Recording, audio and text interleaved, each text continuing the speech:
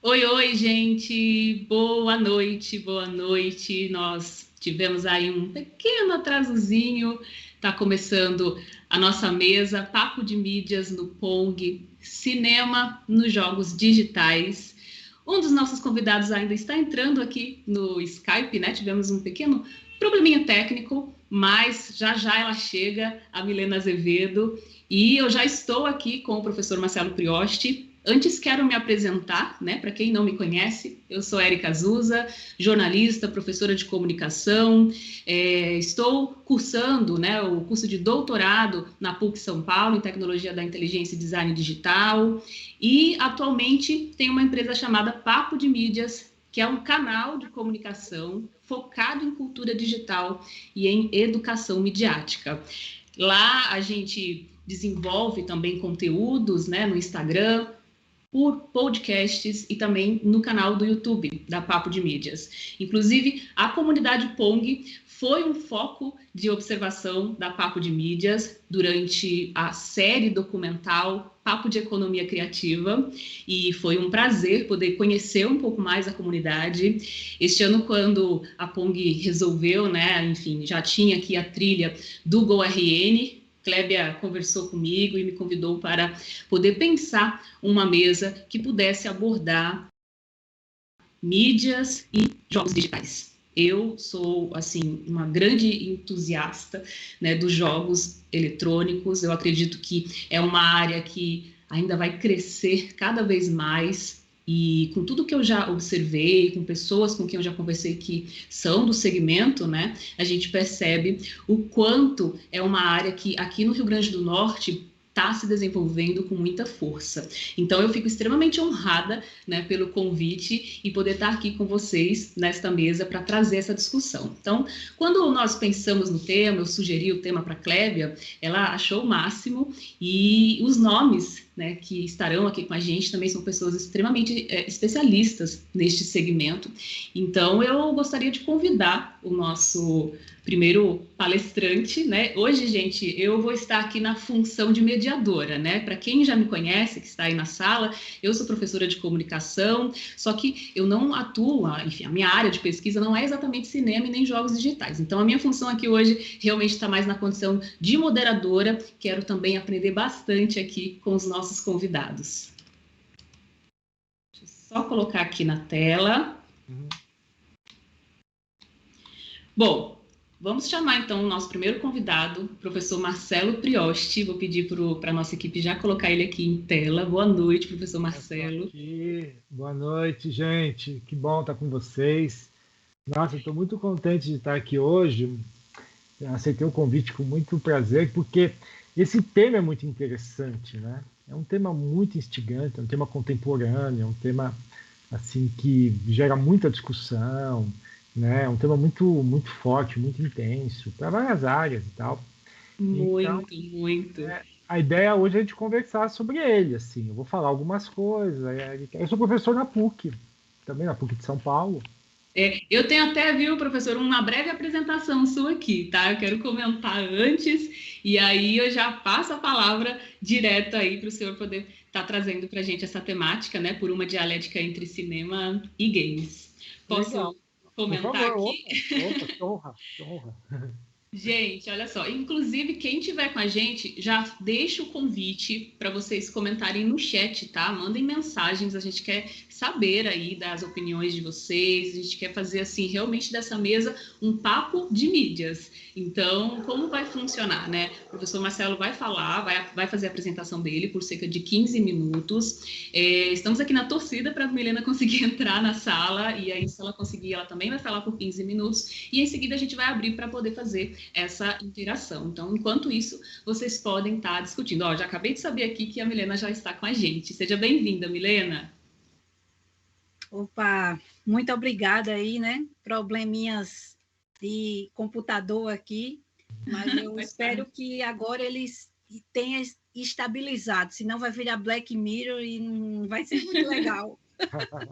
Eu já soube, inclusive, que você assistiu ontem, né? O filme que a gente comentou ontem na reunião. Isso. Muito bom. Bom, já que estamos com os dois convidados, então eu vou fazer uma breve apresentação, né, dos dois. Gente, a Milena Azevedo é mestre em História pela Unicinos, no Rio Grande do Sul. Já foi professora e empresária e desde 2005 milita no campo das histórias em quadrinhos. Quem aqui é ouvinte do podcast da Papo de Mídias, com certeza já deve ter conferido aí o episódio com a Milena, quando a gente conversou bastante sobre os bastidores, né, da produção de HQs aqui no RN. Atualmente, ela segue como diagramadora, letrista e roteirista de HQs e games, com trabalhos publicados em coletâneas locais, nacionais e em Portugal e Angola. Finalista aí do troféu HQ Mix, da categoria Quadrinho Alternativo do Festival de Angoulême, na França, vencedora do troféu Ângelo Agostini de 2019, melhor lançamento, e do HQ Mix de 2019, também melhor publicação Mix. A Milena vai ter tempo aí também para falar um pouquinho das obras dela e principalmente, né, da experiência que ela está tendo agora com o trabalho de roteirista nos games, né? Então vai ser bem bacana a apresentação da Milena. E o professor Marcelo Prioste é doutor em Meios e Processos Audiovisuais pela Escola de Comunicação e Artes de São Paulo, da USP São Paulo, mestre em Design, pós-graduado em Multimídia e graduado em Comunicação Social, Rádio e TV, designer e professor universitário desde os anos 90, nas áreas de Design, Artes e Cinema.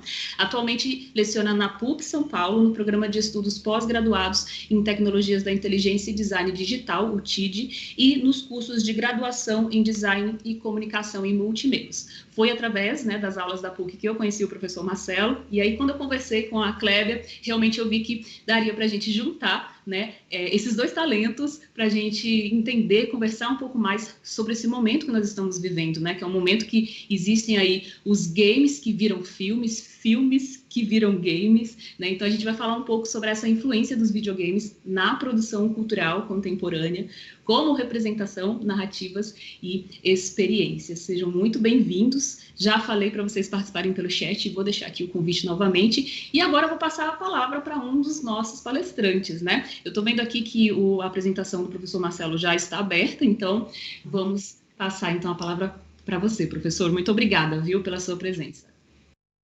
Eu agradeço novamente, né? Como eu estava falando no comecinho hoje, né? O tema é muito interessante, então eu aceitei o convite de pronto para falar sobre esse assunto. Tem muita coisa a ser conversada e tal. E eu vou tentar trazer umas outras visões, assim, saindo talvez um pouco daquela leitura óbvia, e uma leitura às vezes até um pouco repetitiva sobre as relações entre cinema e game, né? Que se fala muito sobre adaptação. Então, é um filme adaptado a partir de um game a partir de um filme. Só que tem outros aspectos que a gente pode investigar um pouco aqui, pensar um pouco juntos e tal, que eu acho que são muito interessantes. Primeiro, a gente tem que começar assim. Tem uma generalizações, né, que a gente tem que fazer aqui. Eu estou chamando de cinemas, né, ou cinema, uma forma muito ampla, com muita variedade, com muita diversidade, né? Na verdade, o cinema é uma expressão. Deixa eu só checar uma coisa com você. Aqui pra gente estava aparecendo uma telinha. Agora sim. Agora tá aparecendo o título. Entendi. Era uma telinha cinza que eu tinha deixado aqui para eu não falar nada, mas tudo bem, vamos ser Mas ele tá aparecendo e sumindo. Agora voltou. Agora voltou. Não, tá certo. Agora voltou, pronto. Voltou, ok. Então, o primeiro ponto é esse, né? Para que a gente tenha de fazer algumas ideias aqui, né? Formular alguns pensamentos, a gente vai fazer algumas generalizações. Então, a gente vai denominar como cinema uma forma meio ampla, assim, né? A forma mais presente, como ele vai se desdobrar ao longo do tempo, né?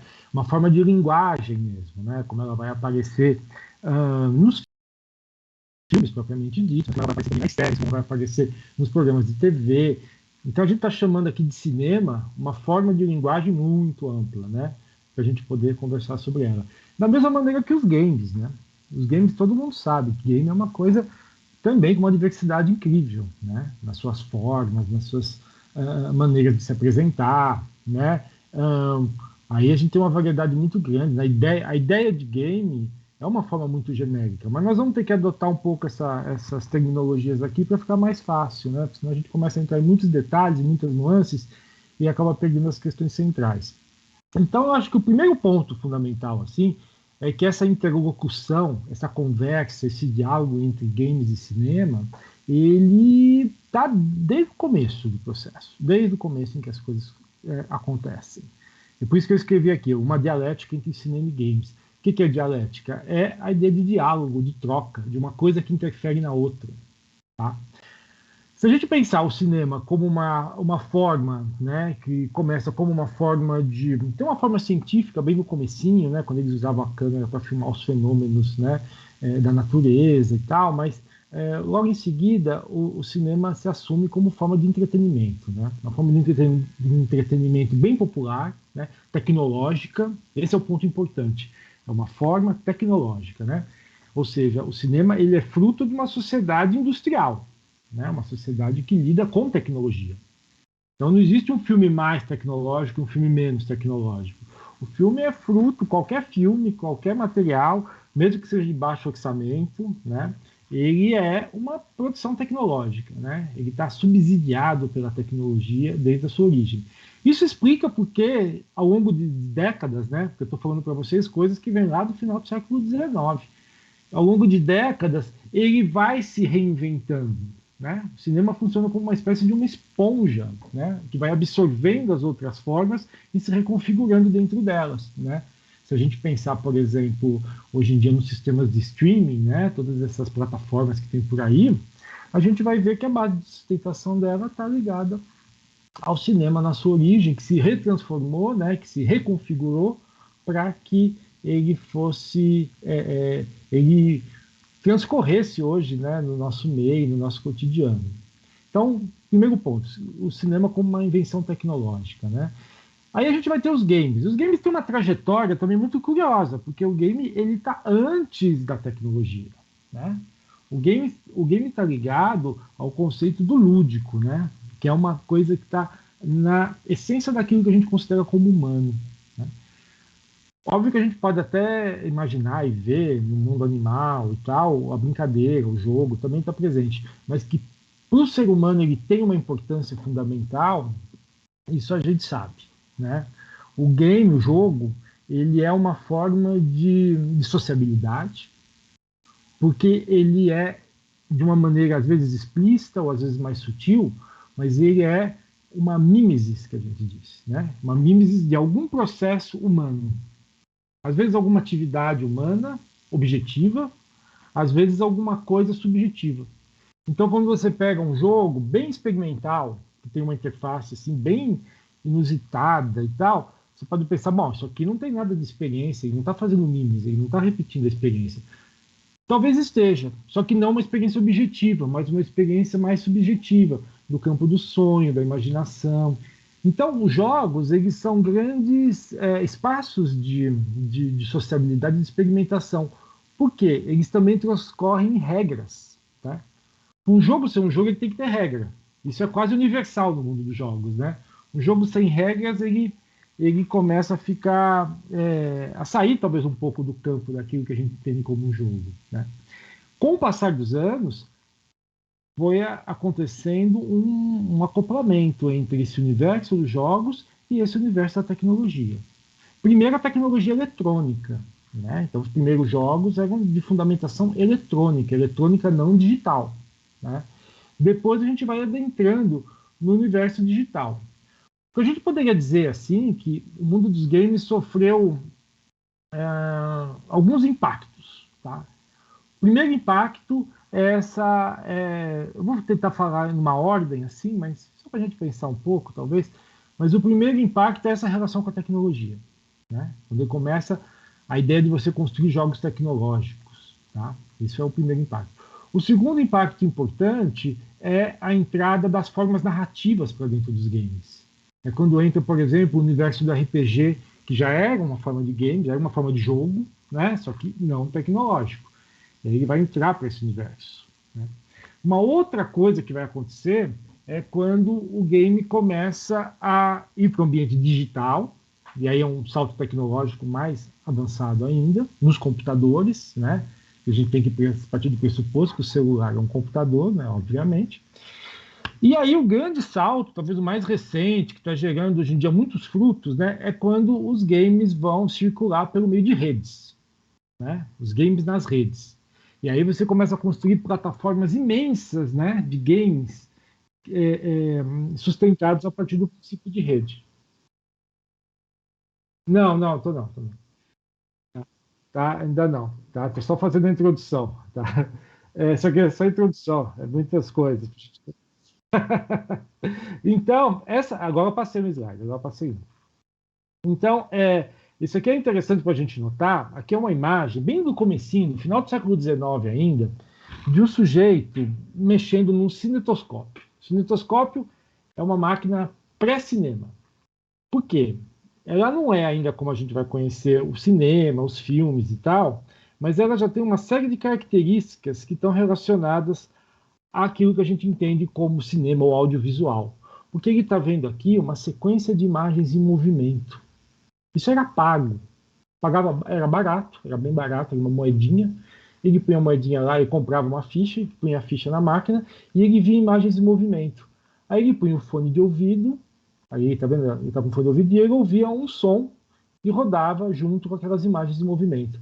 Às vezes eram sketches assim muito rápidos, pequenas histórias, eram coisas muito breves assim. A gente poderia dizer que é parecido com o TikTok hoje, de certa forma. Esse aqui é uma espécie, vocês estão vendo, uma espécie de TikTok do século XIX. Interessante, né? E aí, isso vai se desenvolvendo. Mas o que é interessante nesse ponto é que é uma forma de entretenimento da época. E as pessoas ficavam muito interessadas em ver essas coisas, né? E aqui é um salão, uma imagem de um salão dos Estados Unidos.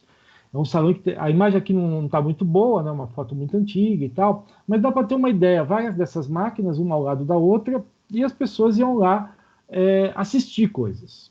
Assistir, tá? A ideia era assistir.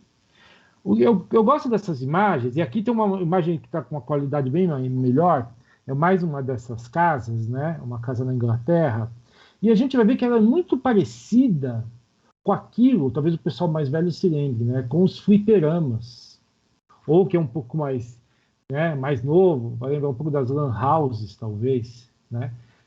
Eram máquinas, eram aparelhos, cada um com um tema diferente, eles têm ali uns cartazezinhos indicando do que se trata, mas a sistemática era a mesma, a pessoa comprava uma ficha, ia lá e tinha uma experiência de assistir alguma coisa. Então a gente já percebe aqui, nós estamos no mundo do cinema, mas a gente consegue já notar claramente uma ponte com aquele universo dos games que vai se construir depois. E aí tem um ponto importante que eu queria aproveitar para trazer para vocês, que é o seguinte. Eu só abri aqui para poder ver o meu tempo, tá, gente? Senão eu fico meio perdido aqui no tempo. Deixa eu voltar aqui. Pronto. As pessoas pensam assim, bom, uma diferença entre os games e o cinema é que nos games você tem uma operação, né, interativa, né, e você toma decisões, você mexe ali e tal, né, e você compete, você interage com aquele universo, né, tem um processo de imersão. Então isso caracteriza o game. O cinema seria diferente. Mas quando a gente parar para pensar na experiência que a gente tem com aquilo que a gente chama, né, de cinema, audiovisual, ou série, ou o que for que vocês quiserem denominar, a gente vai perceber que existe uma experiência lúdica, né, que transcorre ali. Quando você assiste um filme de suspense, por exemplo, ou um filme de investigação, você vai ver que tem uma montagem construída para você para que você desvende, por exemplo, quem é o criminoso, para que você descubra determinadas coisas. Muitas vezes, né, essas narrativas elas dão golpes nas pessoas, né? As pessoas assistem uma coisa e aí elas descobrem que elas estão vendo outras coisas. Quantos filmes que não são feitos assim, né? Ou seja, essa experiência imersiva, essa experiência do lúdico, ela já está no cinema. É muito interessante que, na verdade, nós estamos falando de duas faces, né, de uma mesma moeda. Então, eu acho que esse é um ponto-chave, assim, ó, aqui um cartaz aqui dos primeiros filmes, da época do cinematógrafo do Lumière, né? a ideia do entretenimento aqui, muito clara, né? Aqui uma sala daquele comecinho, ó, custava 1 centavo para assistir um desses filmes, né? Uma coisa muito barata à época, né? Aqui uma sala já organizada na forma como a gente conhece, né? Hoje. E aqui até para quem, não sei se quem conhece aqui em São Paulo, aqui, ó, é onde foi o primeiro cinema de São Paulo, não existe mais. Aqui é na Avenida São João, né? Foi tudo modificado e tal, demolido, mas aqui é onde era a primeira sala de cinema em São Paulo, o Biju Salão, tá? Bem no comecinho do século. Então, eu acho muito legal quando a gente começa a fazer esse tipo de ponte entre cinema e games, que a gente vai perceber muitas coisas em comum, né? Essa experiência das pessoas assistindo filmes, que eu coloquei aqui, uma cena do filme, chama Os Sonhadores, esse filme. Fala muito do pessoal dos anos 60, que era muito envolvido com a ideia de você assistir um filme, se envolver com o filme, né? É uma ideia muito própria dos anos 60. E é interessante que eles, no começo do filme, eles estão assistindo um filme e tal, e o carinha fica pensando, por que a gente assistia o filme tão de perto? Aí fala assim, era porque a gente queria receber a imagem primeiro, antes das outras pessoas. Olha que ideia engraçada, né? A gente queria estar lá na frente, para logo que a imagem saísse lá da projeção, a gente já recebesse. Então, essa experiência imersiva que o cinema proporciona, ela tem muita relação com essa experiência do game. Tá? E aí a gente vai ver uma série de desdobramentos a partir daí, né? Que esse mundo do game tem proporcionado nos últimos anos. Então, assim, isso aqui que eu estou falando agora para vocês é uma espécie de uma introdução, né, para a gente poder pensar um pouco nisso, para a gente ampliar um pouco, né? Deixa eu voltar aqui para a minha imagem aqui, para a gente poder voltar um pouco para essa ideia e sair daquele esquema de que a gente só pode comparar um filme com um game no momento que o filme é parecido com o game, né? Ou um game é parecido com o filme, né? Aquela coisa dos games, né, mais cinemáticos, né? Na verdade, a experiência, se a gente deslocar essa ideia de cinema e game, sair dos objetos e ir para a experiência das pessoas, a gente vai perceber que existem muitas correlações, muitas mesmo, tá? Então, é um pouco disso que a gente vai ir falando hoje. Já fiz uma introdução, assim, não sei se deu para ajudar ou para bagunçar um pouco a nossa conversa. Maravilha, maravilha. Muito obrigada, professora. Assim, eu acho que o que você colocou aí já deixa a gente o quê? Com um gostinho de quero mais, né? Porque é muito curioso quando a gente visualiza imagens de um passado distante, né? Início do século passado, com características tão semelhantes com espaços que nós temos hoje em dia. Né? Então, é muito no sentido da gente perceber que é realmente uma construção, né? As narrativas passam por esta construção e a gente vem percebendo o quanto as novas tecnologias estão transformando a forma de consumir filmes, né? Vídeo que está acontecendo com o cinema agora do ano passado para cá, devido à pandemia. As salas estão passando por muitas dificuldades, né? Ainda há muitas pessoas com medo de ir ao cinema, e o que é extremamente justificado, né? Ainda estamos em pandemia, mas o fato é que pensar essa imersão, como você colocou, né? Pensar esse contexto da forma de entretenimento e a maneira como nós, espectadores, recebemos esses conteúdos, né? Faz com que a gente perceba o quanto o próprio storytelling mesmo, né? Hoje em dia, dos vídeos, dos jogos, eles são construídos em cima de histórias, em cima de narrativas, para que as pessoas elas não só tenham ali o momento do entretenimento, mas também conheçam a história, né? Leiam sobre o assunto. Eu estava ontem, quando nós estávamos aqui reunidos pensando, né, à mesa, pensando essa temática, quanto ela é abrangente, pensar cinema nos jogos digitais, né, Marcelo, Milena, e aí veio muito esse pensamento, poxa, eu, assim, não jogo, né, não sou, já joguei, gente, mas assim, anos 80, pelo amor de Deus, né, há muitos anos, a long time ago. Então, assim, hoje em dia, quando eu vejo, por exemplo, a minha irmã, ela tem seus 24 anos de idade, né, jogando lá o Overwatch, E aí, assim, ela antes de começar a jogar é todo um processo, é uma leitura, a escolha do avatar é um processo lento, tem muita história envolvida em cada espaço, né? E isso é muito fascinante também.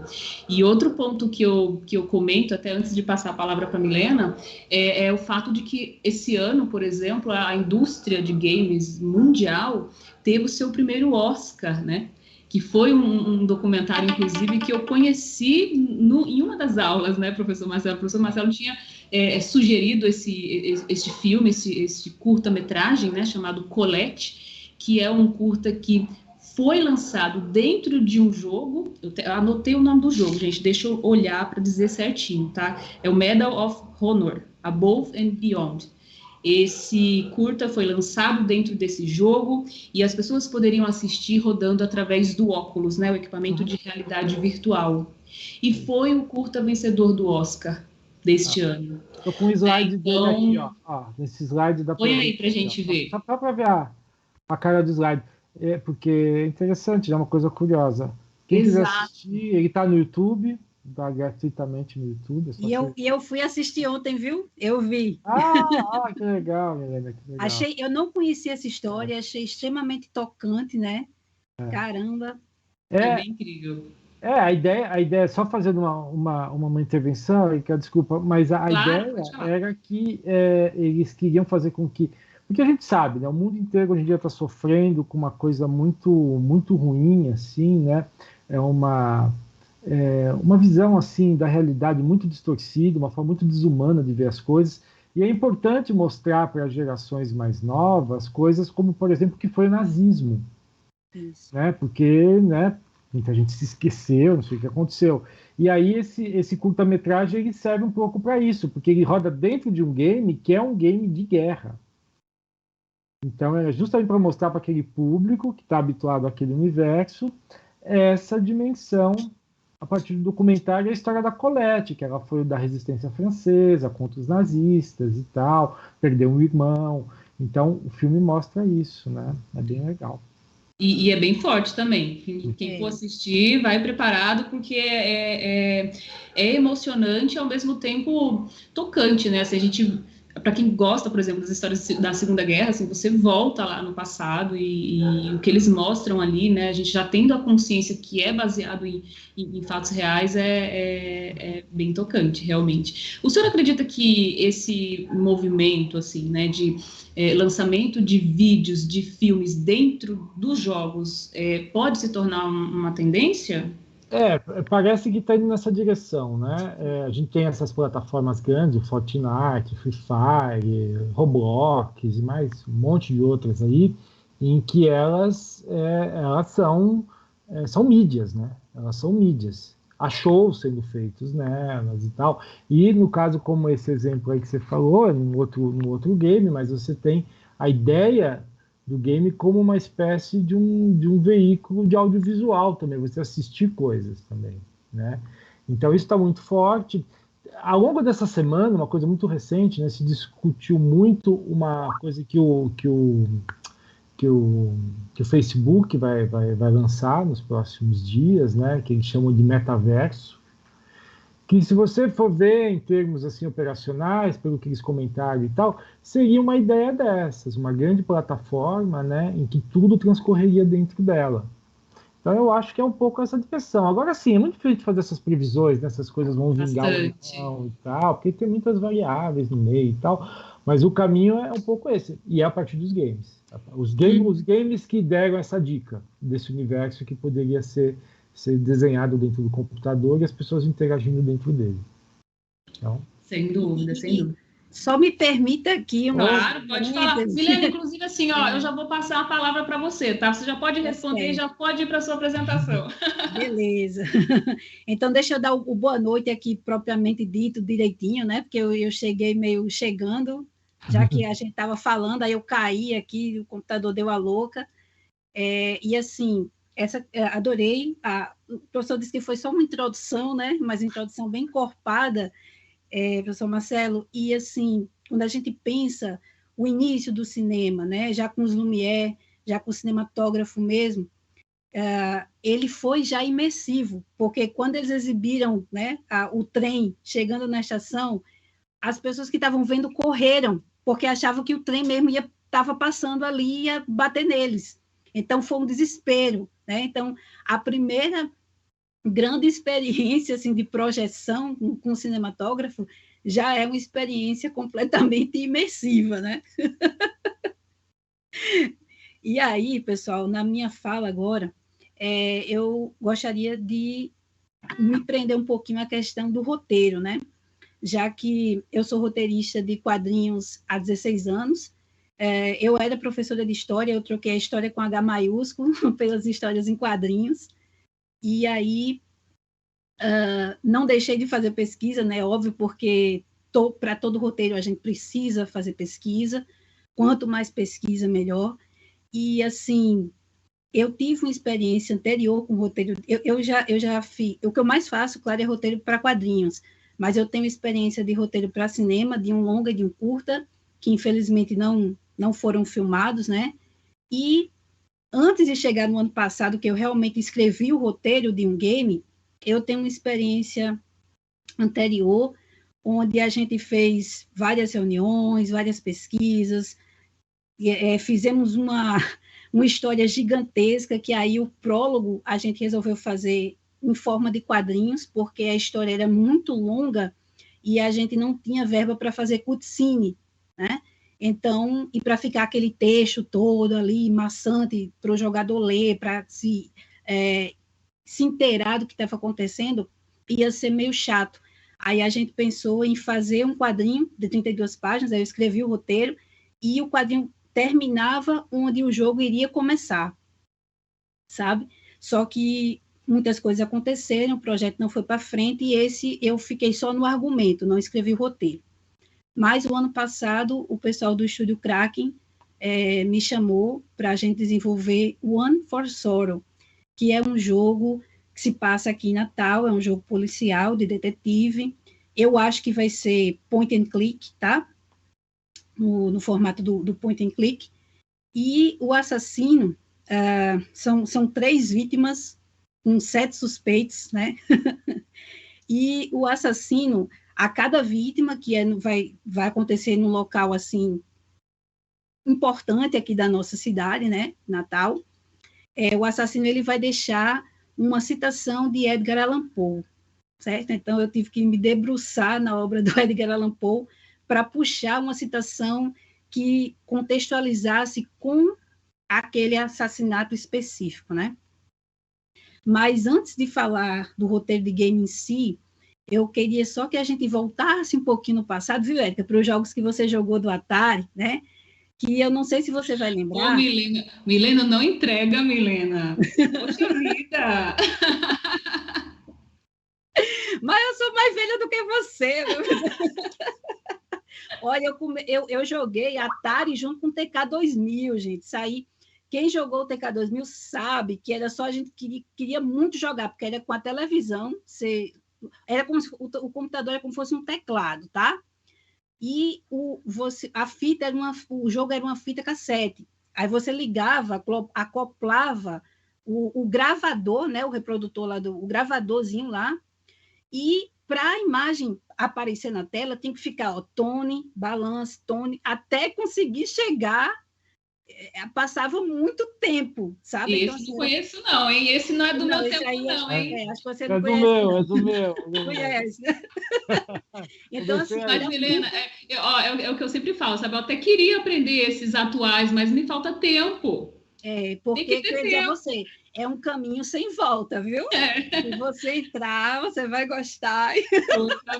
Tô sabendo. Depois eu quero saber da Clébia também, tá? Se a Clébia já tá jogando, porque eu sei que o filho dela joga e ela fica na administração da comunidade Pong, mas ela mesma já falou assim, eu acho que eu vou começar a aprender a jogar aí também, entendeu? Para me divertir. Olha que tem um episódio dos Simpsons que a Marge, ela fica vendo, né, o Bart jogar e depois ela começa a jogar um MMO lá. E aí ela fica tão ensandecida, né, que ela não dorme mais, ela vivencia o jogo, entendeu? Aí o Bart se preocupa com ela. Mãe, tem alguma coisa errada, né? Você surtou, sabe? Então, Nossa, mas vamos lá então. vamos Ó, lá. não queria nem dizer, gente, mas eu já recebi um recadinho aqui que faltam 15 minutos para Vixe, nossa. Maria, então vamos correr. Deixa eu só Vamos dar um lá. golinho d'água. Então, esses jogos do Atari eram jogos que não precisava assim, de um roteiro propriamente dito, era um fiapo de história, porque o que se pegava mais era a ação. Vamos fazer dar um exemplo aqui que acho que quase todo mundo lembra, até quem não jogou, acho que conhece o jogo, Pitfall. Pitfall, você tem um cara, como fosse uma floresta ali, aí tem um cronômetrozinho, você sabe que você tem que ir para a direita, aí tem os obstáculos, tem lago, tem poça de lama, tem lago com cipó, tem jacaré, tem cobra, tem escorpião, né? Mas você não sabe o que aquele cara está fazendo ali, por que ele está ali, né? Você não sabe nada. Aí, uns joguinhos, assim, já Master System, né? Alex Kidd e Miracle World. Aí você vê, olha, o irmão dele foi sequestrado, aí você tem uma história, um arcabouço ali de uma história, né? Aí você, beleza, mas são jogos muito focados na ação. Quando você chega aí no PS1, vamos dizer assim, você já tem um primeiro flerte com os games. Aí a geração vai, né, crescendo. E, para mim, quando chega no Xbox 360 e no PlayStation 3, o que era um flerte virou um casamento. E um casamento muito sólido, que vem, né, cada vez mais aí se encorpando e ganhando muita força. Então, se antes o programador, né, ele tinha aquela ideia, aí ele ia lá, fazia, beleza. Só que agora você pega uma franquia como Assassin's Creed, que requer uma pesquisa enorme, história, arqueologia, antropologia, moda, né? É uma pesquisa, assim, enorme. A equipe de produção de um jogo desse é enorme também, porque eu tenho o quê? A divisão das equipes. Eu tenho aquele que vai trabalhar só com cenário, eu tenho aquele que vai trabalhar com character design, eu tenho que vai trabalhar só com figurino e por aí vai, certo? Então, isso fez com que as empresas precisassem contratar roteiristas, porque eu tenho que ter uma história, e não só uma história, eu tenho que ter subtramas ali dentro, certo? Então, eu tenho que ter um roteirista para amarrar tudo. E aí, como é que a gente geralmente começa a fazer, né, um esboço aqui, até mesmo para facilitar na hora isso aqui não é nem o roteiro, é para o argumento ainda, tá? Você tem uma situação e você tem, sei lá, 2, 3, 4 possibilidades de agir. Essas possibilidades, elas vão levando, a progressão da história, vai chegar um ponto em que, pronto, aqui eu fiz uma brincadeira, você está na cena 3, se você foi para o caminho 3A, você pula o quarto estágio, já vai para o quinto. Mas se você escolhe 3B ou 3C, você vai aqui, ó, ir para o final, digamos assim, final original, ou então você vai caminhar para um final alternativo, certo? Então, o roteiro de game hoje, ele é muito parecido com o roteiro do cinema, que a gente vai fazer a descrição das cenas, aquela descrição bem, como é que eu vou dizer, bem ampla, tá? E a gente precisa colocar, diferente do cinema, alguns detalhes, porque o programador precisa saber o que é que... Pronto, vamos supor, eu estou no RPG. O protagonista cumpriu, foi uma missão, né? Foi uma side quest, e aí ele ele está livre para explorar o cenário. Só que eu tenho que explicar para o programador que, ó, se ele for numa árvore tal, ele vai encontrar um código, certo? Porque se eu deixar assim, não, ele explora a área, tá? Aí num cantinho tem um bocado de flor branca, e numa área ali sozinha tem uma flor que cresce, uma flor rosa. O que é essa flor rosa, né? Então eu tenho que detalhar tudo para o programador. Diferente do roteiro do quadrinho e do cinema, no roteiro do jogo, a gente tem o roteirista não é tão solitário, né? A gente está sempre dialogando com o diretor do jogo, com o programador, porque quando você está fazendo o roteiro, às vezes você tem uma ideia que o programa que o programador está usando, ou as habilidades do programador, não comportam. Então, às vezes, a gente está pensando numa coisa hiper, ultra, mega bombástica, mas que o programador não vai ter condição de desenvolver. Então, a gente tem que pensar em outra forma de fazer aquela cena, certo? Então, assim, é um roteiro extremamente detalhado, é um roteiro que, eu vou dizer a você, que cansa um pouco. Se você não gostar, ele é um pouco cansativo, né? Porque, como eu falei, você tem a história central e você vai ter que ter histórias, 2, 3, 4 histórias diferentes que vão acontecer, e dentro dessas histórias, quando você conversa com um personagem, você tem múltiplos diálogos, e alguns jogos, esses diálogos e as suas ações também envolvem questões morais. Então, dependendo da forma como você for agir, você pode ser alguém bom ou alguém ruim, sabe?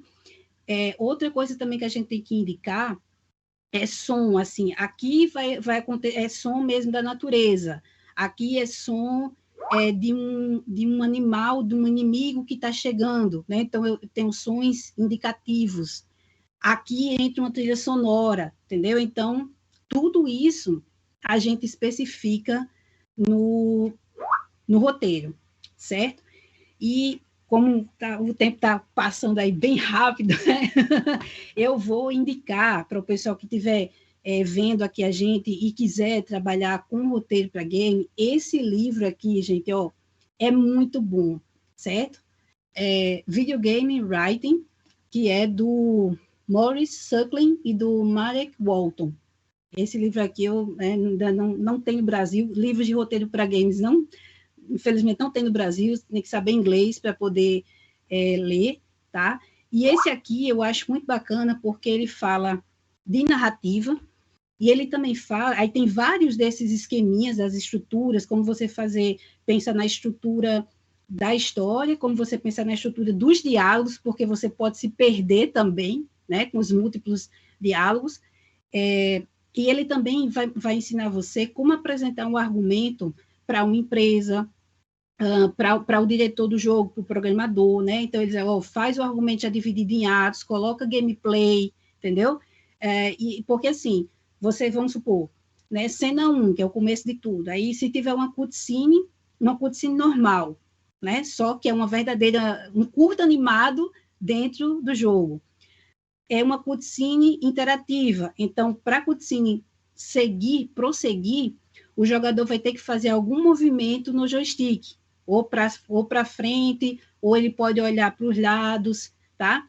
Ou a cutscene pode já fazer com que o jogador compreenda quais botões usar para andar, correr, pular, se esquivar, se agachar, entendeu? Então, tudo isso tem que estar explícito no roteiro. Então, o roteiro do game é um roteiro extremamente técnico, né? Extremamente técnico, porque no cinema você pode fazer o chamado roteiro literário, artístico, que o roteirista descreve só a cena, no geralzão, e o diretor é que vai dizer, eu vou escolher posicionamento de câmera, vou escolher enquadramento, aí tem o diretor de arte, que vai ver a questão toda da luz e vai fazer as marcações de cena, né? Então, é basicamente isso. O roteiro para videogame, eu digo que é o samba do crioulo doido, porque ele, por mais que ele tenha como base o roteiro do cinema, mas ele tem essas interferências técnicas que são próprias da mídia videogame, certo? Então, tudo a gente precisa informar ao programador, né, o que é que ele vai precisar fazer naquele determinado momento ali do jogo. E eu acredito que todos vocês que estão aqui com a gente, com certeza perceberam o quanto essa temática é gigante, né? O quanto merece realmente muita visibilidade, muita discussão, né, tanto do ponto de vista acadêmico, né, professor Marcelo, toda a história do cinema e agora todo esse envolvimento é um campo novo até, eu diria, de pesquisa, né, pensando aí os TCCs, que eu sei que tem muitas pessoas jovens aqui com a gente também, pessoal de graduação, né, pensando mestrado, pensando doutorado, são áreas que merecem realmente serem bastante exploradas, tem muita coisa nova acontecendo e nossa, Milena, o que você trouxe, assim, acho que fica muito evidente o quanto é importante, né, dentro desse segmento de roteirização para jogos e pensar cinema também dentro dos jogos, você ter equipes multidisciplinares. Sim. Né? Profissionais de comunicação, profissionais de marketing, profissionais de tecnologia, né, de TI, programadores, desenvolvedores, designers, quer dizer, pessoas que vão precisar somar suas skills, né, seus esforços para poder desenvolver esse conteúdo. Parabéns, de verdade. Quero, assim, deixar o meu agradecimento aqui, professor Marcelo Prioste, pela participação. E a Milena Azevedo, e eu sei que o nosso tempo está super estourado, quero ler rapidinho aqui o chat, né, algumas pessoas comentaram, a Clébia mandou, maravilhoso bate-papo, muito obrigada, Clébia, um beijo para você, o Iago também, né, está achando o bate-papo excelente, e o Yuri Dantas falou assim, agora esses caminhos múltiplos estão voltando aos filmes. Ano passado saiu uma animação do Batman, Morte na Família, em que você faz as escolhas dos personagens enquanto assiste. E aí teve também aquele da série, né, da Netflix. O Black Mirror. Bandersnatch, né? Só que eu comentei para você, ele faz uma brincadeira, uma crítica à questão da múltipla escolha, né? Porque, na verdade, ele força a gente a ir nas escolhas, vamos dizer assim, mais centradas no roteiro. Quando você sai, aí você vai ter que repetir e reescolher até que você consiga chegar ao final mesmo do filme, né? Então, assim, ele faz ele abre, mas ao mesmo tempo ele faz uma crítica. Será mesmo que a gente está escolhendo ou a gente é levado a escolher? Eu achei fantástico isso aí. Discussão interessante. Perfeito. Bom, vou passar rapidinho a palavra para vocês, só para vocês se despedirem e também dizerem onde as pessoas podem encontrar vocês, porque aqui é só para deixar o gostinho de quero mais. Eu vou me despedir, primeiro agradecendo a você, agradecendo a Érica pelo convite, agradecendo a Kleber, agradecendo a Milena por estar aqui, aprendi um monte de coisa também, e fico muito feliz, é um tema muito rico, né? A gente conversou um pouco sobre ele, né? E quem quiser, assim, falar comigo, me encontrar, eu posso deixar o meu e-mail, não sei se aparece aqui meu e-mail pelo chat, eu não sei, esse chat aqui é só para nós, né? Eu acho que não aparece para o pessoal. Mas aqui, acho que não aparece.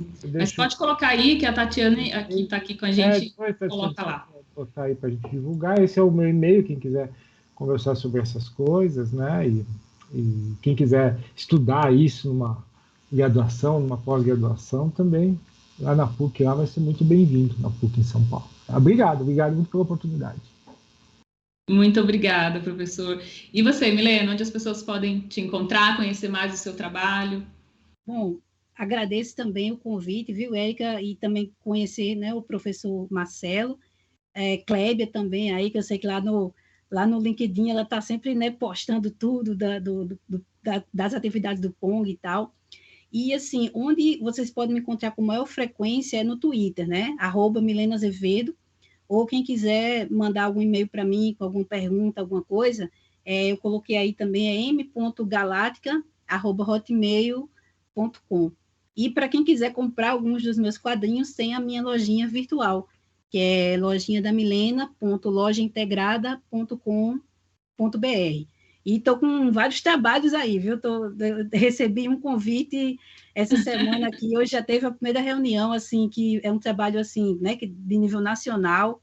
Hashtag vem emocionada, aí, né? E, assim, eu acho que vai, é um desafio, claro, que a gente tem pouco tempo para fazer, mas vai ficar bacana. E quando o jogo sair, eu não sei se sai no final do ano, ou se sai do início de 2023, eu falo para você, viu? E vejo que você joga, viu, Érica? Sim. Que você gosta.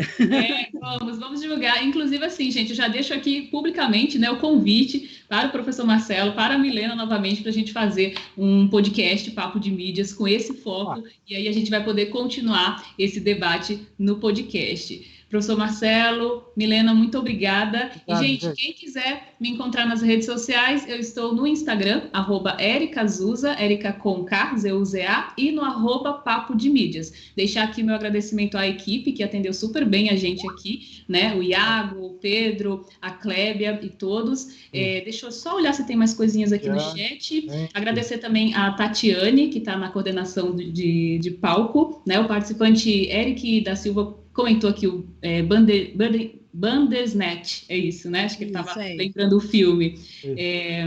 A Clébia, muito obrigada por ter aceitado o convite, o Yuri mandando as palminhas. É isso, gente, muito obrigada e sucesso. Pessoal, obrigado aí. Obrigado. Obrigada também. Até uma próxima. Até mais. Até mais. Tchau, tchau. Valeu.